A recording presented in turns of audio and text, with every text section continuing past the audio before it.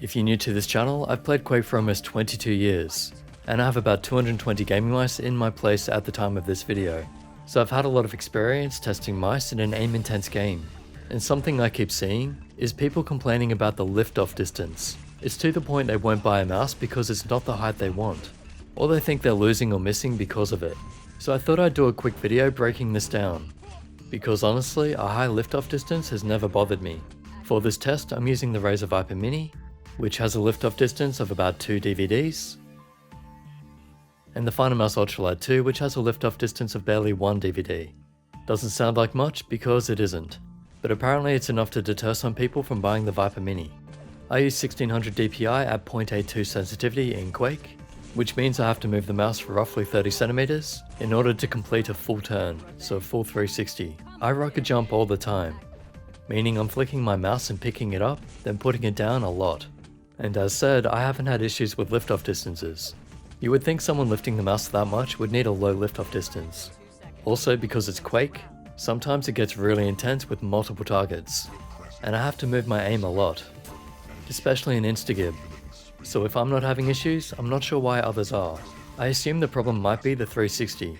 So here I am using 60 centimeters, half my usual sensitivity, and in slow motion, you see I'm having to pick up the mouse even for a 180. And I'm still able to hit. But did you notice something? With a low sensitivity, the crosshair barely moves when I pick up the mouse. The mouse cam is slightly delayed, that's an input lag thing on the camera.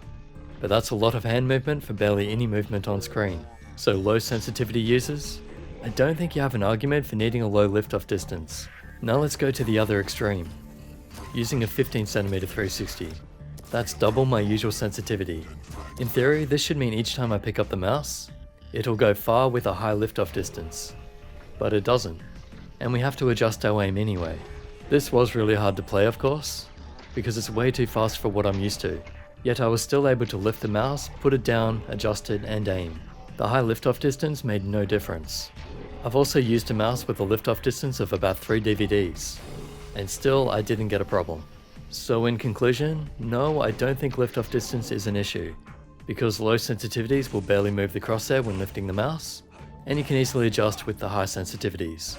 Part of gaming and even life is knowing when there's a problem, or when you're just making an excuse and blaming something. I don't say that to be a jerk, but to help.